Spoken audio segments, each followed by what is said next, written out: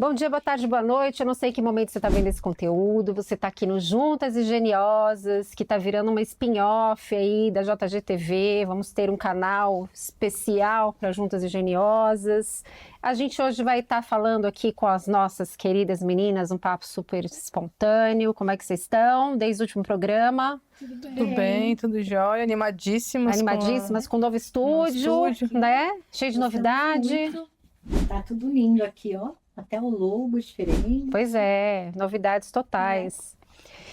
Bom, gente, a gente vai hoje falar de alguns temas, temas distintos, mas que no fim a gente sempre amarra, né? As pautas sempre acaba tendo correlação, o tema do primeiro bloco, do segundo. A gente vai falar de dois temas que são distintos, mas que acabam resvalando de alguma maneira na comunicação, né? E no primeiro bloco a gente vai falar um pouquinho, vai lançar um olhar aí sobre mídia e sociedade, depois da repercussão do curso recém-lançado do ator Juliano Casarré, A Forja e o Farol. O curso vai ser ministrado agora em julho, se não me engano. É um curso para acolher homens que querem entender ou recuperar o seu papel social, né? E afinal, o que deveria estar nessa polêmica toda, né, meninas? É o curso, é a ideologia do ator, é um novo modelo de masculinidade, né? Como que a mídia tem tratado o tema, né? Teve um debate aí, até o momento em que a gente está gravando esse programa, é um debate até recente, que houve com a Vera Iaconelli, o jornalista Ismael dos Anjos, mediado ali pela Júlia do Alibi no debate Globo News, né? E esse debate foi bastante polêmico ali, porque acabou deixando no ar uma discussão ali que virou uma discussão político-partidária, muito mais do que os temas, né, que eram para ser debatidos ali no âmbito do programa, a respeito do curso do Casarré, de toda a discussão que poderia ser aberta ali, né, nesse momento. E o que a gente ganha e o que a gente perde quando a mídia, a sociedade, as redes sociais, quando tudo vira uma discussão binária, um pensamento binário, uma discussão político-partidária e ainda mais em ano eleitoral. Então a gente vai falar um pouquinho sobre isso. E no segundo bloco, nós vamos falar sobre narcisismo conversacional. Não é um transtorno, mas é um fenômeno, né, na comunicação, é considerado até uma coisa natural em algumas culturas, mas vem aí de um contexto em que as pessoas ficam só esperando a sua vez de falar. Né? Você está conversando com uma pessoa que está só esperando a vez dela falar, dela se colocar, dela ser o centro da conversa. Então isso é chamado de narcisismo conversacional. Ou às vezes ela até te interrompe, né? Pois é, né? Você conhece alguém assim? Aqui a gente conhece algumas pessoas assim, né? Antes da gente começar, segue o canal no YouTube. Somos 2 canais agora. Somos o Juntas e Geniosas no YouTube, somos a JG no YouTube, JGTV. E a JGTV também é mais. A gente está toda quarta-feira, às 10h30, na TV+, que é uma TV web, e uma TV que passa em diversos canais por assinatura na região do Rio Grande do Sul e de Santa Catarina. Segue a gente, acompanha nas redes sociais, acompanha a TV+, e fica com a gente aqui agora. Bom, vamos para o primeiro bloco, meninas? Vamos lá? Então, a gente começa esse papo falando, explicando um pouquinho mais, né, o que é o curso do ator Juliano Casarré. O Farol e a Forja é um curso que abre o papo sobre masculinidade contemporânea, mas é um discurso, todo o conteúdo do curso, como a gente falou aí no comecinho, o tema central acabou sendo meio que posto de lado para a gente discutir a ideologia que está por trás do curso, a ideologia do Juliano Casarré, tudo que tem em torno da masculinidade contemporânea acabou virando uma discussão mais política de nós contra eles, enfim, dos ideais mais conservadores contra os ideais mais progressistas do que seria uma masculinidade saudável, né? Enfim. Porque o que a gente ouviu bastante nas coisas que viralizaram, inclusive desse programa, que é um resgate da masculinidade tradicional e conservadora, né? Isso. Na verdade, o que o Juliano ele traz, né? Ele fala de espiritualidade, ele fala de papéis considerados naturais para o homem e para a mulher, do resgate desses papéis. Então, a mulher foi feita para ser mãe, para ser esposa, para cuidar, e o homem tem um outro papel, ele é provedor, ele tem uma função ali de autoridade, né? Então, realmente o resgate a papéis considerados comuns, né, na sociedade Tradicional, né? há 2 séculos atrás. Eu vou considerar que era tradicional, porque isso já está ultrapassado, essa visão. Né? E aí a gente observando, né, toda a discussão em torno desse curso, assim, a gente não conseguiu ver um debate com profundidade, né, dos temas, assim. O que implica você resgatar esses valores? A gente precisa desse resgate? O que a gente precisa de uma masculinidade contemporânea? Né? E quando a gente vê a mídia, né, a gente comentou aqui do debate da Globo News no comecinho do programa, a gente comentou, quando a gente vê a mídia completamente basbacada, né, diante de um tema como esse, sem contribuir com essa discussão, sem aprofundar, o que isso implica na nossa sociedade, né? Quer dizer, se a mídia não consegue debater com profundidade, que dirá a gente nas redes sociais, a sociedade, né, como um todo. E sem rebater também as questões que estão sendo debatidas ali, que acabam gerando uma inverdade e os moderadores não conseguem trazer isso para discussão, né? Sim, nem a própria desinformação, né, que surgiu no meio dessa discussão, desse debate, ainda que raso, nem a própria desinformação que surgiu ali foi resolvida, né? Ninguém trouxe os verdadeiros dados à tona. Isso foi só um debate, né, gente? Uhum. Mas a repercussão que aconteceu nas redes sociais desde que esse ator lançou o curso traz tanta desinformação quanto a superficialidade nesse discurso, nesse debate. E por que isso acontece, Paulinha? Você que sempre nos traz aí referências super. Então, eu acho que a primeira questão que surge dali, que me surgiu pelo menos, e que foi debatido, assim, quando saiu o curso, e a gente está falando sobre isso novamente, mais uma vez, e como se a gente estivesse propagandeando uma situação dele, será que ele deveria estar em pauta nesse lugar? Né? Então, é muito complexo, e ao mesmo tempo eu fico pensando, ele achou muita ressonância, muita voz na sociedade, nas mídias, e tem essa questão da mídia contribuir para isso, uma vez que contribuir para o que exatamente, né? A gente ter debates mais rasos, posições extremamente simplificadas, né? Então, a mídia também se usa disso, daí ele também, o Casarré, por exemplo, estava lá para fazer os cortes dele e para ter mesmo essa posição binária, né? De 2 lados, o que ganha a atenção das pessoas hoje em dia, né?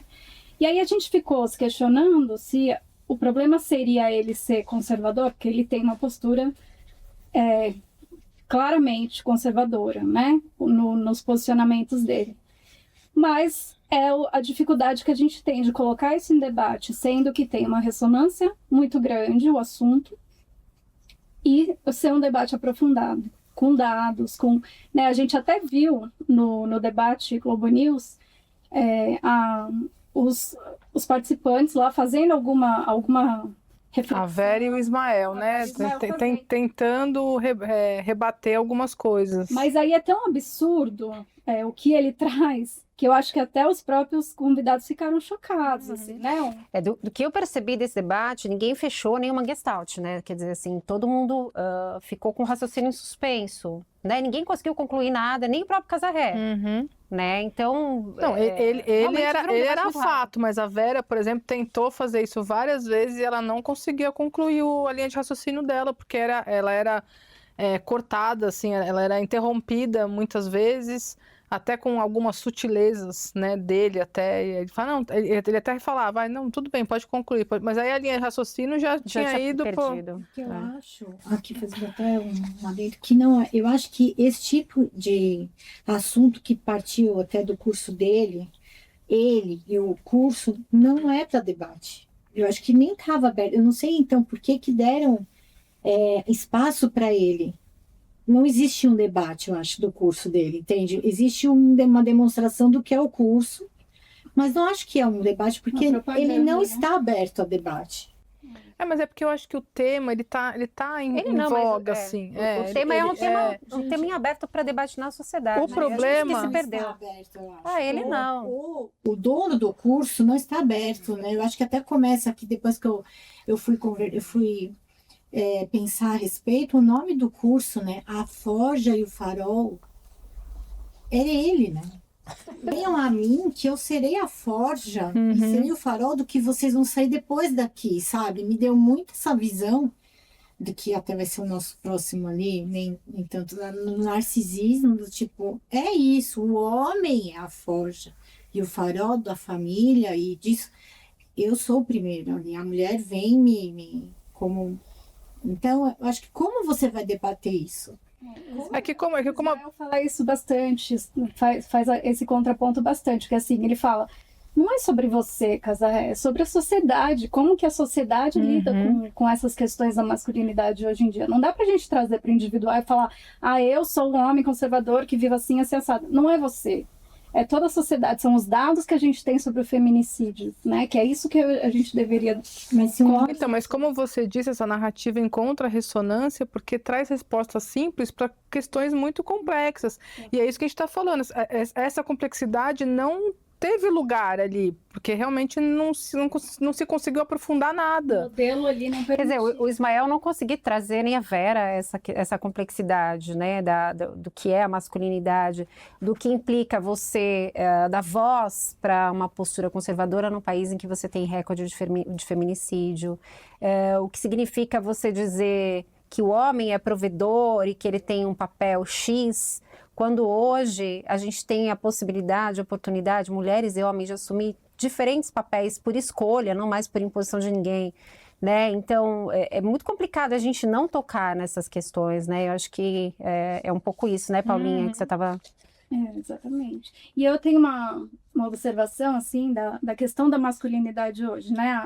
Tem uma fala da Manuela Dávila que diz que a crise da masculinidade tem a ver com a crise do capitalismo. Então, essa mulher, ela geralmente vive melhor do que a mãe dela. Por quê? Porque ela tem um espaço social maior, uma voz maior, ela tem mais escolaridade, ela tem outras posições no mercado de trabalho, né? E o homem, ele está querendo performar aquela masculinidade que foi aprendida, que é do provedor, do cara do farol e a Ford, né? Daquele que domina a família.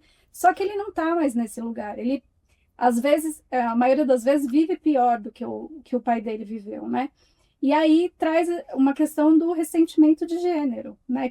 Que eu acho muito, muito pertinente aqui falar disso, né? Dessa questão de como essa masculinidade fica tóxica por causa disso. Assim, o homem não está preocupado em fazer a transição, né? Que nos foi convocada há muito tempo, das mulheres transacionarem para outro lugar. E os homens, eles acabam fazendo esses cursos para se reunir num lugar e justificar a não necessidade de mudança. Eles não querem sair desse posicionamento e querem voltar para uma questão tradicional que era mais cômoda e que não necessariamente é melhor, né? A gente sabe... Nem para eles, né? Como você está dizendo, essa questão toda. Hoje eles não vivem melhores, em situação melhor do que dos pais. Exato. E eles poderiam ir para outro lugar, para ter outros papéis, né? Só que eles não estão preocupados em... E aí eles se ressentem e são violentos e tem essas posições. E esse curso do Casarré, ele...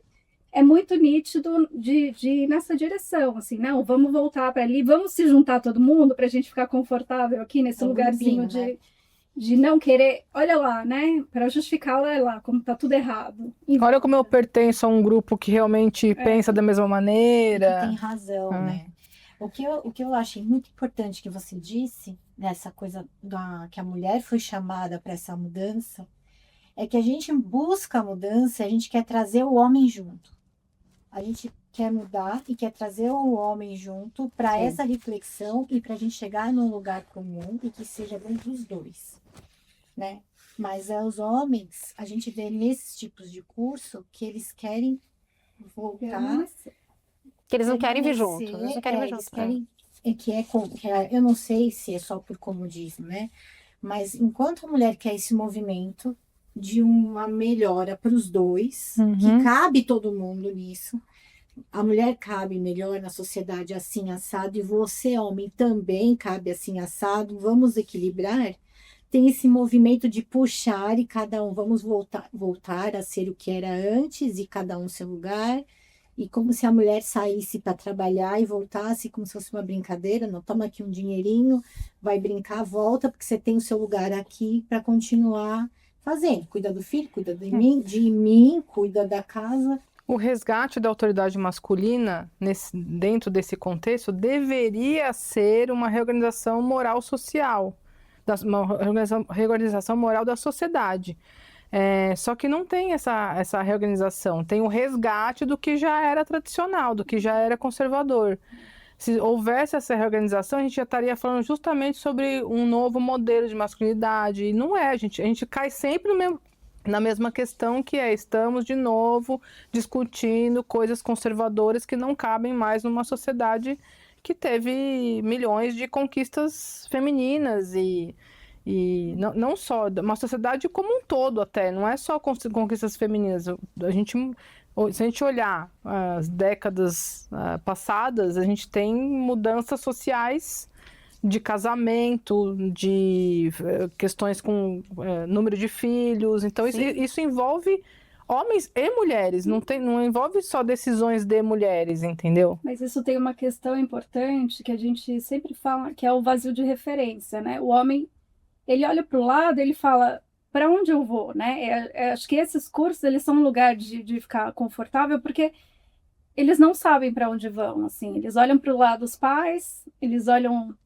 Cadê as referências, né? Dos homens nesse contexto para uma mudança propositiva, né? Para uma mudança importante, uma transição mesmo, porque isso que a gente também comenta bastante.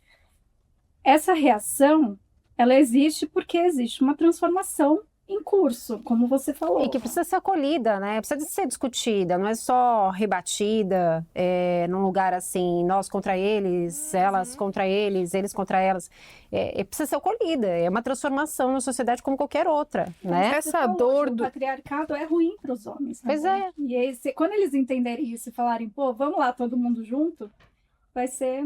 Essa dor dos homens, ela é legítima, ela não é... Ninguém está dizendo que não existe, ela é legítima. Porque o homem, o patriarcado faz isso desde sempre. Ensina o homem que ele não pode chorar, não pode falar sobre emoção, não sei o quê. Então ele se enxerga nesse lugar. E para ele sair disso, ele quebra paradigmas, e não é fácil. Então essa dor, ela é legítima. O problema é quando essa dor vira disputa. Sim. Que é o que está acontecendo, exatamente. Que a gente chega numa guerra dos sexos fenomenal, né, Glaucia? Uma disputa violenta, né? O que eu queria também dizer é que não é uma disputa assim, que nem tem muitos homens, eu tenho muitos amigos, e vocês também, que entendem e seguem conosco, assim, né, nessa transição. Assim como tem mulheres que ficam no patriarcado, né? Então não é pão, queijo, branco e preto, né? Não, tem esse... É uma transição, né? Como qualquer transição na sociedade. Tem homens que vão nessa transição e mulheres que ficam ali, né? Sim, que as mulheres também estão reproduzindo esse papel do patriarcado muito, porque elas também, se elas mudarem, os maridos terão que mudar juntos, os companheiros. Quem já tá no jogo não tem como mudar, você percebe? Porque se ela quiser mudar, ela vai fazer o quê com o marido que não quer mudar? Não tem muito como. Ela vai ter que, né, acabar com uma relação, por exemplo. Pois é, assim, que elas... É um questionamento muito profundo também. Muito profundo, é uma zona de conforto importante, né? Então é bem um movimento de transição que realmente precisa ser acolhido, mas com um debate mais complexo. Eu acho que essa questão do ressentimento de gênero é um ponto de partida, né, para essa conversa. Então, quer dizer, o homem sai de que lugar e para onde ele pode ir, né? Já sabemos o que está acontecendo, por que ele está assim, qual é a crise, né? como a gente pode ver esse homem melhor do que a geração passada, né? E o que ele entende por melhor do que essa geração, né? Sim. Então, eu acho que é um ponto de discussão, né? Que os homens também não falam sobre isso, né? Ninguém consegue olhar para a geração passada e dizer, não, meu pai não vivia bem, né? Assim, eles não têm essa consciência, né?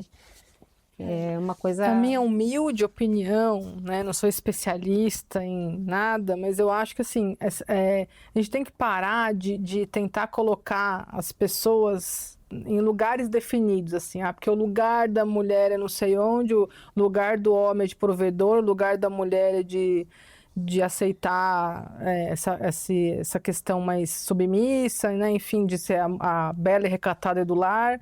Eu acho que a gente tem que parar de montar caixinhas.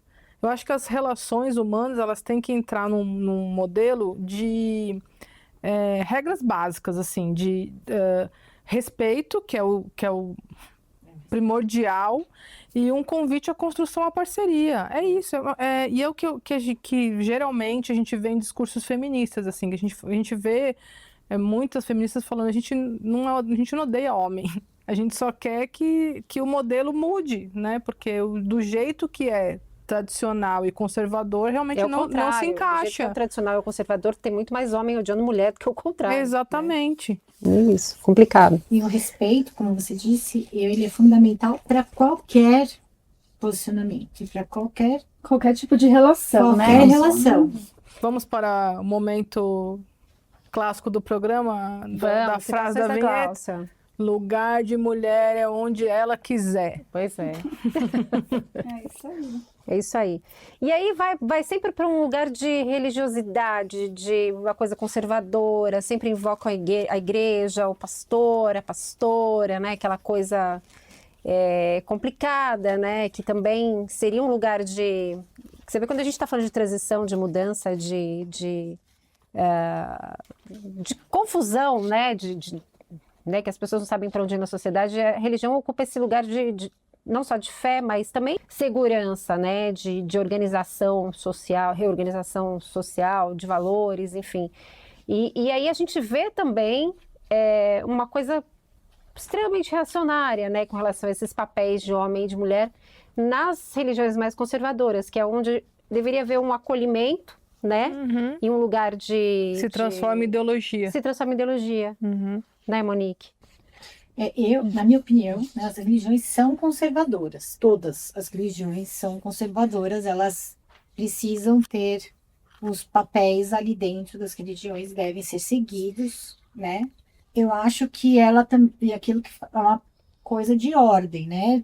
A religião, diferentemente como a gente até estava conversando na nossa reunião de pauta, a espiritualidade, né, que é uma coisa mais ampla, né? Eu acho que a religião, ela também é usada para dizer para a sociedade o que é certo e o que é errado desde muitos anos, né?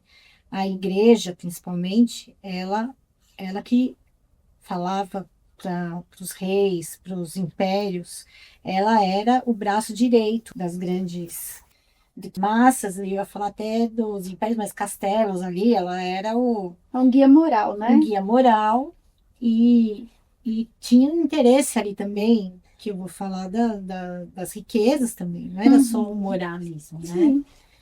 Tem a ver com tem a ver com a própria expansão do movimento da igreja, tem, tudo. Né, de tudo. Exato. Né? Eu acho que tem muito mais a ver com você ter aquela coisa... O poder na mão ali, do que realmente a religião, no sentido de vamos passar a espiritualidade para todo mundo.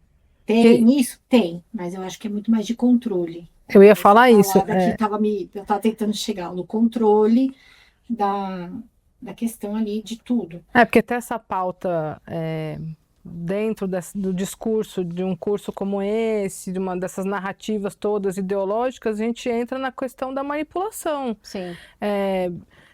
bem ou mal, a gente acaba sendo direcionado a partir de uma crença, de uma religião, você é direcionado a um X comportamento, entendeu? E aí eu acho que é bem complicado você tratar isso de uma forma ideológica e não... Dogmática, né? No caso das religiões, principalmente as mais conservadoras, de uma forma dogmática, né? Que você se vê impelido a seguir sem discutir, porque religião basicamente é dogma. Você não discute os preceitos, não discute... Ela ajuda, de certa forma, a sustentar uma desigualdade até.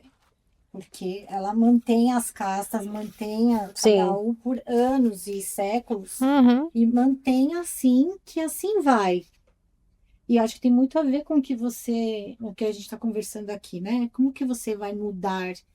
Como você vai pedir uma revisão, sem abalar estruturas, né? Então...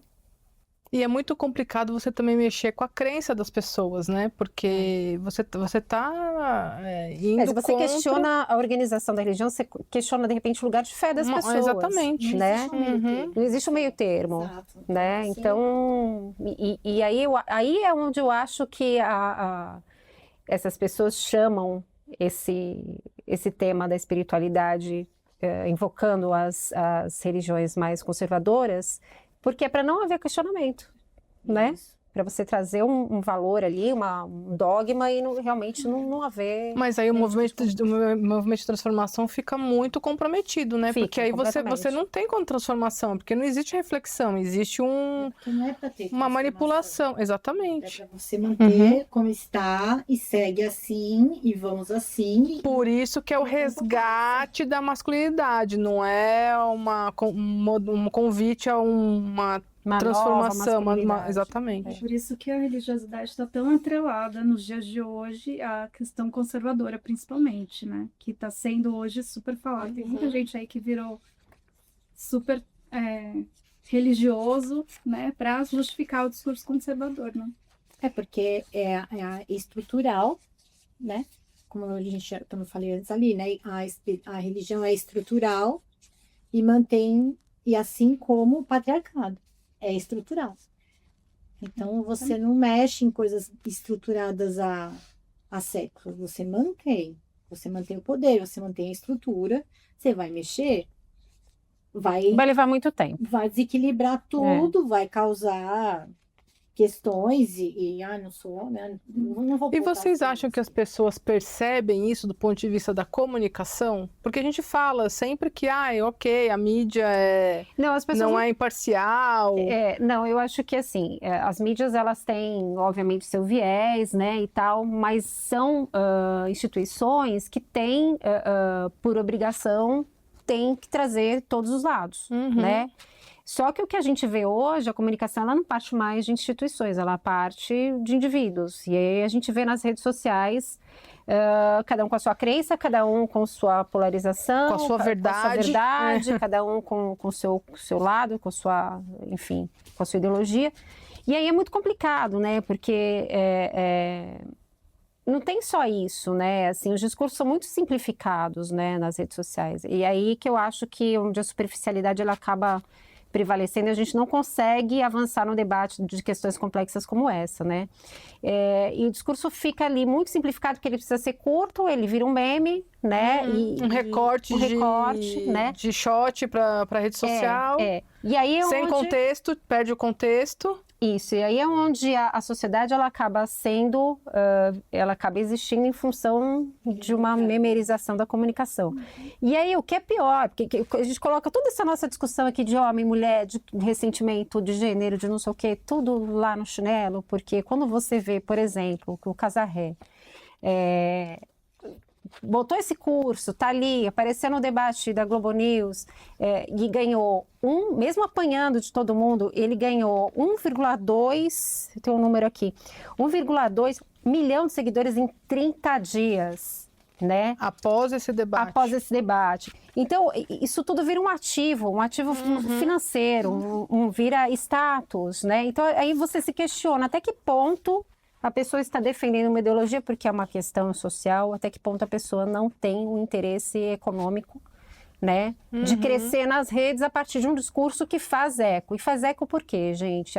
Os conservadores, isso tem um estudo que até trouxe aqui, da Universidade de Oxford, de um instituto que só estuda internet na Universidade de Oxford, de 2017, que analisou os discursos hiperpartidários, né, assim, os discursos de políticos extremos, né, então extrema-direita e os discursos bem orientados à esquerda, e mostrou como esse hiperpartidarismo, como ele explora bem questões de comunicação que viralizam, né? Então, normalmente, principalmente nos grupos conservadores, eles fazem melhor do que os grupos mais progressistas nas redes sociais, na comunicação de forma geral, segundo esse estudo aqui da Oxford. Tem eles exploram uma certa angústia social, né? Estão sempre explorando valores que estão sendo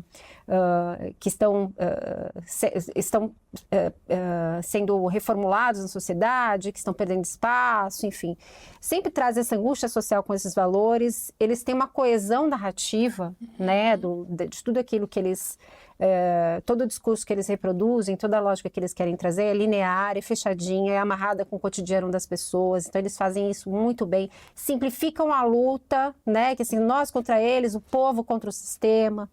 Né? Eles conseguem ter um alcance muito grande porque eles têm uma repetição de símbolos e de questões relacionadas àquilo que eles defendem. Com hashtags, com bandeiras, com linguagem. Por exemplo, quando você ouve a palavra narrativa, né? Os conservadores usam isso o tempo todo, porque são narrativas da esquerda, são narrativas de gênero, são narrativas disso, narrativa daquilo.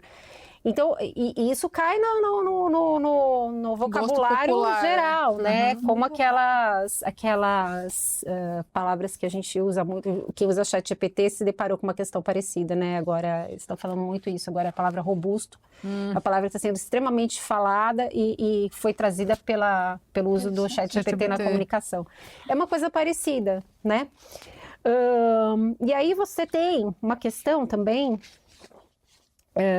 você cria bolhas digitais, né, a partir desses elementos, cria um senso de pertencimento na galera, faz as pessoas atuarem como se fossem verdadeiros exércitos morais, né, desses valores, dessas questões que essas pessoas defendem. Vira um comportamento militante, é uma bolha que se retroalimenta o tempo todo, né? E isso que você vê, a gente está falando aqui de uma questão de gênero que revala em uma discussão entre conservadores e progressistas. Aí uma discussão de gênero que usa todo esse... está dentro de uma bolha digital e que usa todo esse recurso de comunicação. Né? E quando a gente usa todo esse recurso de comunicação, um sistema de retroalimentação, um sistema que viraliza, um sistema que impacta, e além de tudo um poderio econômico para... de repente, já foi por meio de milícias digitais, não sei se as milícias digitais vão continuar atuando nesse ano eleitoral, mas você usa todo um poder econômico para impulsionar tudo isso na comunicação. O impacto que isso tem na política e no ano de eleição. Né? Então, para a gente ver como o debate precisa ser muito mais aprofundado. Né? Assim, é muito além de uma questão de gênero, é uma questão que resvala realmente na comunicação, no modo como a gente trata a mídia, no modo como a gente traz dados que são importantes, informações, em dados que a gente não desmente, dados que a gente viraliza, né? Então isso tem um impacto muito grande, né? Não pode ser tratado de uma forma assim superficial. E isso tudo, gente, quando você pega, por exemplo...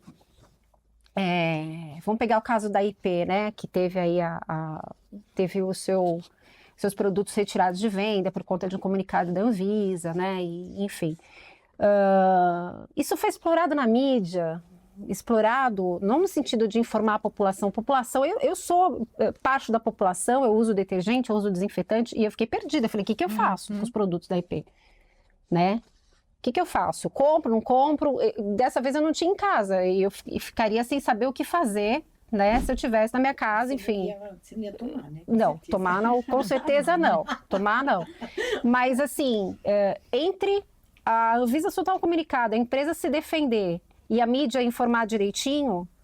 Muita coisa já tinha viralizado. Muita coisa aconteceu, e aconteceu de uma forma assim que não informou, que polarizou, e que trouxe de novo uma coisa do cotidiano, uma Da coisa ideologia. que nesse caso não era nem um debate social complexo, como é o caso da questão da nova masculinidade, trouxe a coisa para um debate, para uma Ideológico. conversa ideológica, partidária, binária, né? E aí a gente continua reforçando essa comunicação binária, partidária e nas redes em ano eleitoral, por meio de um descuido. Eu divulguei ali um negócio da IP que... Tipo, uma coisa que deveria ser de saúde pública. De saúde pública, de interesse geral. A gente sabe que a mídia está sucateada, nós somos da comunicação, sabemos que a mídia está sucateada, que tem muito estagiário aí postando porcaria na rede social, enfim. Mas isso não é descuido, você percebe? Isso tem um interesse, as pessoas querem viralizar, as pessoas querem status, impactar, crescer suas mídias, né? Até que ponto essas bolhas e esse tipo de coisa aliena? Está trazendo alienação, entende? Não traz uma informação, as pessoas apenas replicam padrões, replicam comportamentos e que no fim estão alienando, né? Alienando. Porque a gente vê que as informações estão muito fáceis de conseguir, Isso. mas as pessoas Que continuam tipo? repetindo, né? O tipo de informação que está vindo, né? Que nem, você viu, gente, vou dar o exemplo do IP, né? Eu vi 500 pessoas tomando o detergente, uma atitude imbecil, desculpa, alienada, né?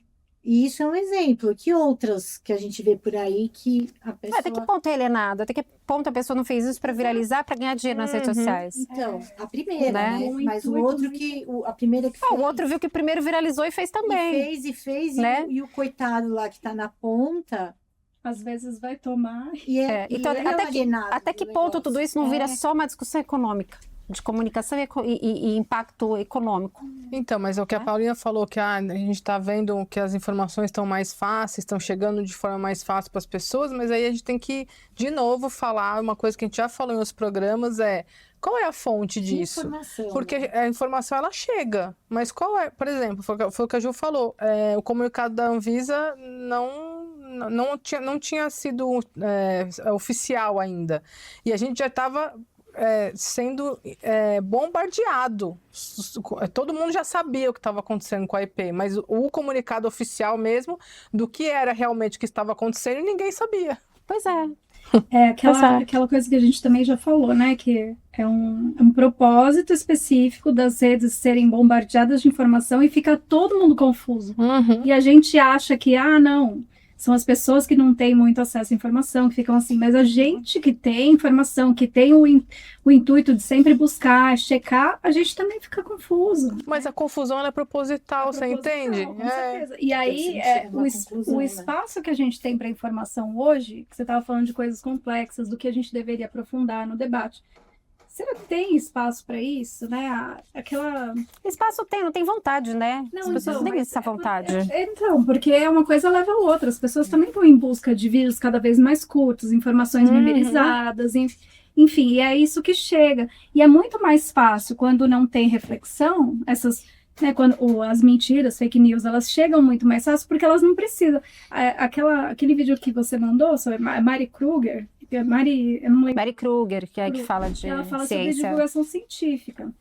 E ela diz qual é o trabalho que dá para fazer um vídeo sério, com dados, com informações. E qual é o trabalho que dá de alguém inventar uma fake news e circular. Nenhum. Ele faz 10... Qual o trabalho que dá alguém beber detergente e filmar, gente? Nenhum. Exatamente. Então, assim, é óbvio que essas informações elas vão estar mais disponíveis para as pessoas, né?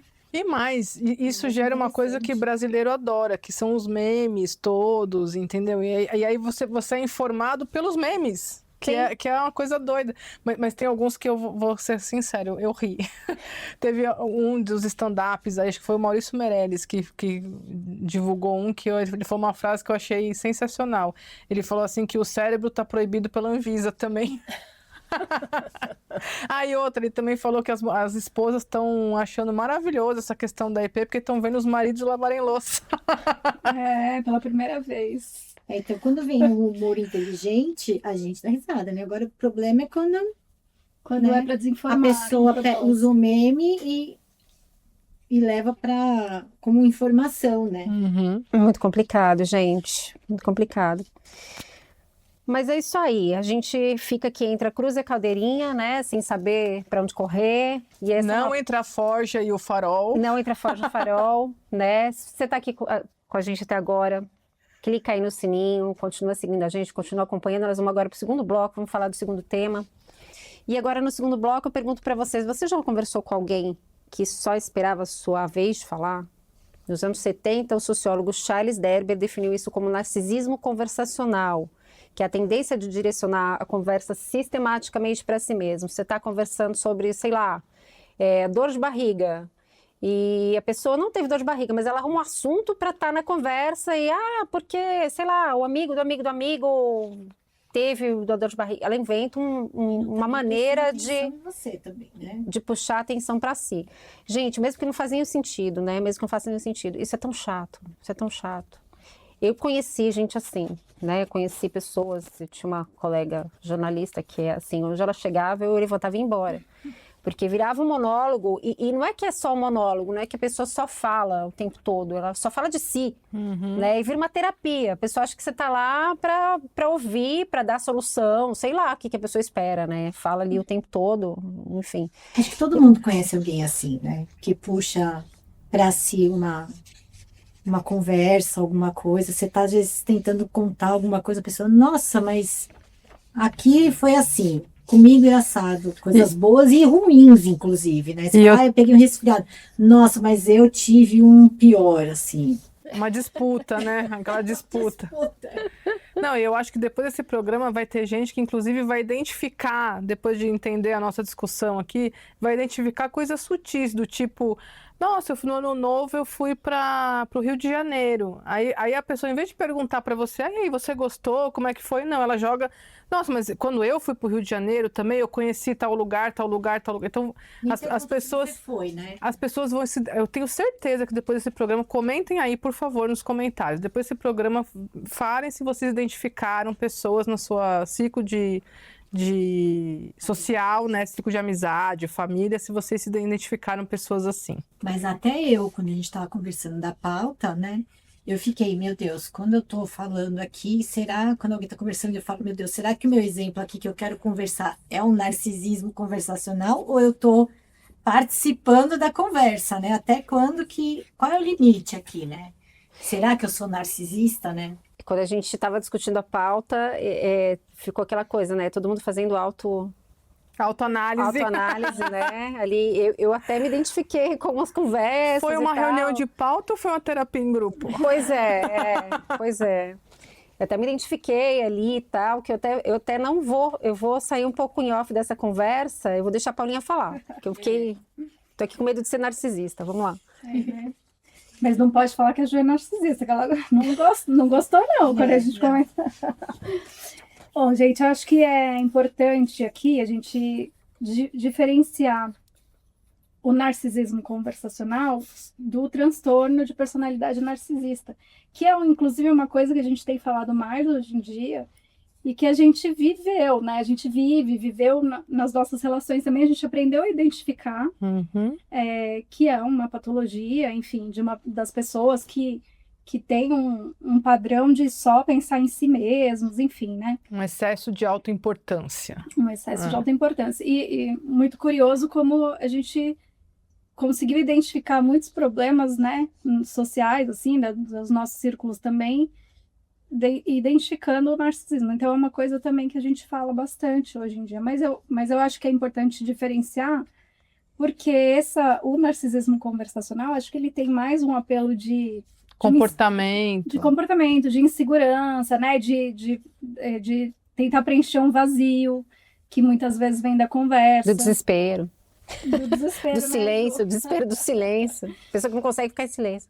Então, e aí eu me lembrei, né, falando desse assunto, sobre os cursos de comunicação não violenta que eu participei, do Marshall Rosenberg, e que fala da escuta ativa, da escuta empática, né, que é quando você não fica com o Galvão Bueno ali na cabeça.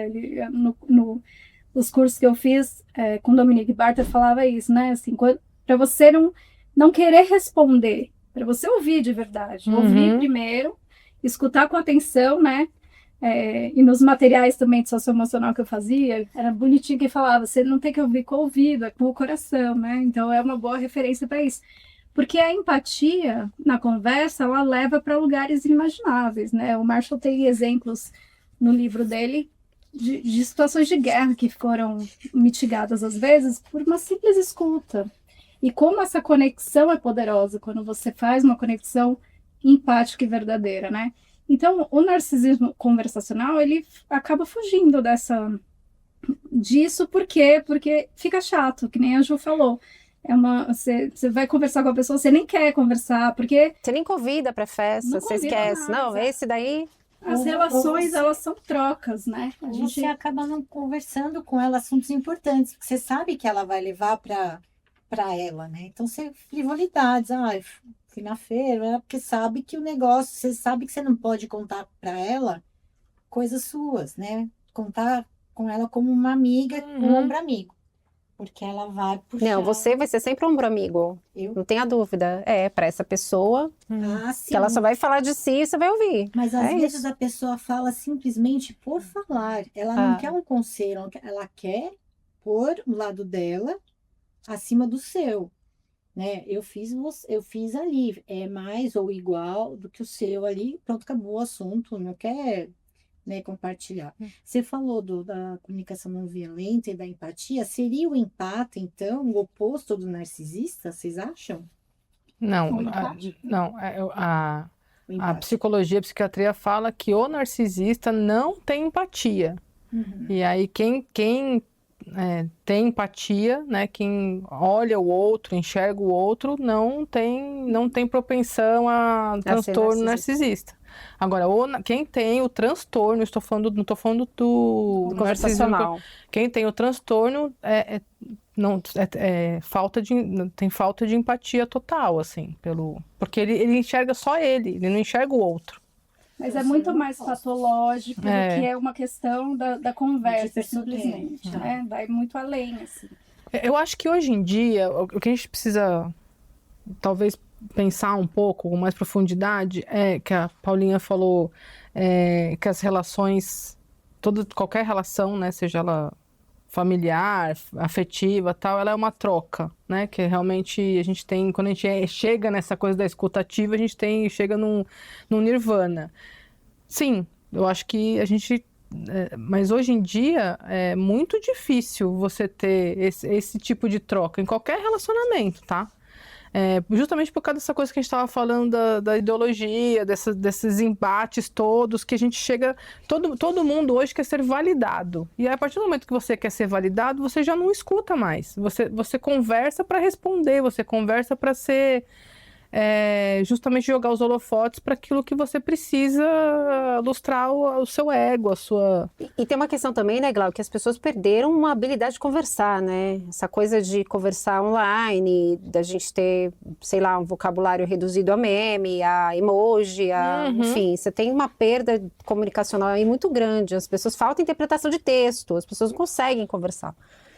Então, é um contexto complicado. Você tem o narcisismo, você tem essa falta de habilidade, né? Você tem a falta de tempo, uma rotina corrida. Como que você estabelece, né, essa conversa, essa relação? Falta de vontade de vínculo, de troca, porque a partir do momento que você troca com alguém, você vai criando algum vínculo. E falta de repertório. As pessoas não têm repertório, né? Loucura. Falta de vontade também, né? A questão da rede social, eu acho que talvez até tenha influenciado nessa questão do narcisismo conversacional. Por quê?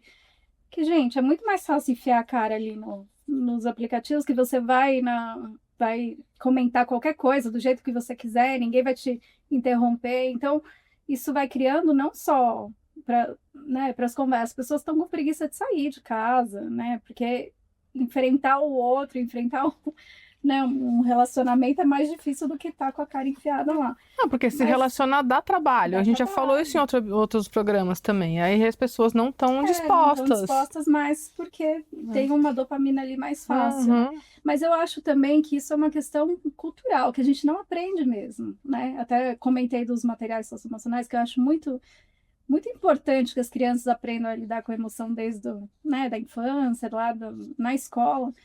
porque a gente não aprende mesmo, a gente não foi ensinado. Então é uma coisa que é para repensar mesmo, assim, de como a gente escuta o outro. É um treino, e é um treino difícil, porque a gente não aprendeu e não está acostumado, mas é muito, muito bom, assim, o resultado disso é interessante, assim.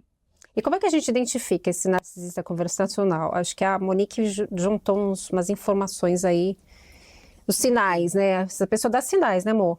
Dá sinais, eu vou ler. Pode ler. Porque é uma matéria da Forbes, de 2024. Legal. Que traz uns sinais interessantes para perceber essa dinâmica, como ela deixa de ser conexão e vira central no outro. Tudo volta para a pessoa, são 3 sinais. Tudo volta para a pessoa. Um dos sinais é quando a conversa invariavelmente retorna para aquela pessoa, não importa o tema, ela sempre redireciona para a própria experiência, a própria dor, a própria opinião ou a própria narrativa. E às vezes isso acontece de forma muito sutil. A pessoa até faz perguntas, mas só como ponte para voltar a falar dela mesma. Sinal 2, falta de interesse real pelo outro. A Forbes também fala sobre a ausência de engajamento genuíno. A pessoa demonstra pouca curiosidade sobre a vida do outro. Ela espera a vez de falar. E isso tudo produz uma sensação muito específica nas relações, a sensação da invisibilidade. Você sai da conversa pensando, eu fui ouvida, mas eu não fui percebida. Sim. E não adianta fingir, né? Tem que ser genuíno, como você falou. Às vezes a pessoa até tenta falar, demonstrar que está interessado, mas não está interessado de verdade. verdade. Ela repetir, né? Ela não vai saber repetir o que você falou para ela, né? Ou então, você consegue até repetir, mas sem significado nenhum, né? Sem conexão nenhuma. 3, a tentativa de se relacionar que vira centralização. E esse talvez é o mais complexo, porque muitas pessoas realmente acreditam que estão sendo empáticas quando interrompem para contar uma história própria. Só que existe um momento em que o compartilhamento deixa de construir ponte e começa a deslocar o centro emocional da conversa.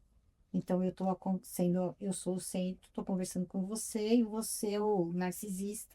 E, de repente, o centro é você e eu que estou precisando, às vezes, conversar, desisto e você, enfim, é o foco. Fica aí, fala aqui com a minha mão, né? E nem sempre você está precisando conversar, o narcisista, né? Precisando do ombro. Ele simplesmente quer ser o centro das atenções, né? É aquilo que eu falei da validação, ele quer ser validado, ele não quer conversar, né? Ele não tá...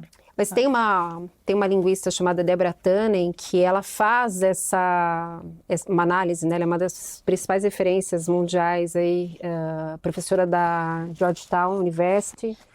Ela faz uma análise de que depende da cultura, porque, por exemplo, em algumas culturas a escuta ela é silêncio, ela é pergunta, ela é um outro tipo de coisa. Em algumas culturas a empatia ela é transformada em conversa, né? Quer dizer, se eu vier para você e disser que eu passei pela mesma coisa que você e tal, em algumas culturas isso não é aceito como narcisismo conversacional, e isso não quer dizer que eu estou tentando tomar atenção para mim na conversa. Você está dizendo que eu estou sendo empática, estou compartilhando uma experiência com você. Você está acolhendo o tema. Eu estou te dando pertencimento, eu estou te dando identificação, eu estou validando a sua experiência, né? Então, em algumas culturas, isso não é de verdade um problema, não é um traço para a gente se preocupar. Eu acho que desde que o outro escute você, de fato, e conte a sua experiência, depois, ou mesmo que haja uma interferência ali dupla, é uma conversa, né? Sim. Aí não é o narcisismo conversacional, né? Ela não roubou a cena, né? O holofote não foi para ela. Eu acho que é a grande diferença desse exemplo que você está dando, né? Não, na verdade não. Na verdade ela entende que, por exemplo, que você está falando de escuta, né? A partir do momento que você escuta tem significados diferentes em diferentes culturas, entendeu? Então, tem cultura que se eu estiver te ouvindo e estiver acenando e eu te fizer pergunta e tal, talvez eu não esteja demonstrando suficiente interesse daquilo que... Se você não verbalizar Se eu não também. verbalizar, olha, tô consternado, olha, eu também passei por isso, olha aquilo. Então, tem essa diferença Que cultural. não é só né? escutar, né? Não é só escutar, entendeu? Tem esse olhar que ela coloca em diferentes culturas, né? Agora, gente, a gente está chegando ao finalzinho do nosso programa, debatemos aí 2 temas importantes, do ponto de vista da comunicação, que é o nosso métier, nossa expertise aqui, somos todas comunicadoras, e a Gláucia se comunica por meio de citações, de músicas, e agora é o momento... Ela tava aguardando ansiosa. Citações da Gláucia. A gente precisa criar uma vinheta para esse momento tão esperado. Eu trouxe aqui uma reflexão que até não é uma citação tão simples assim, até para a gente sair da simplicidade dos cursos e discursos que a gente criticou tanto aqui. Aí eu trouxe como dizia Djavan, né? Todos queremos caetanear com o que há de bom. Então trago um famoso tema da música do Caetano sobre Sampa, que fala um pouco da questão do narcisismo, né? É o que Narciso acha feio, o que não é espelho, que a gente inclusive fala na reunião de pauta, a gente falou muito isso, né? Que às vezes a gente conversa com essa questão de querer responder, coisa do espelho mesmo. Eu estou espelhando aquilo que a pessoa tá falando. E aí eu completo com o Chico para fechar o trio impecável e talvez amarrar esses 2 temas, né, que falamos, super importantes. Que quando o Chico cantava Cálice, né, que é uma música super referência da época da ditadura, que ele denunciava o silêncio imposto da época. É curioso porque hoje a gente não vive mais o silêncio. Pelo contrário, a gente vive o excesso da fala, das certezas impostas por esses discursos. Sim, muito bom. Escutar traz conexões importantíssimas, Exatamente. gente. Vale muito a pena tentar.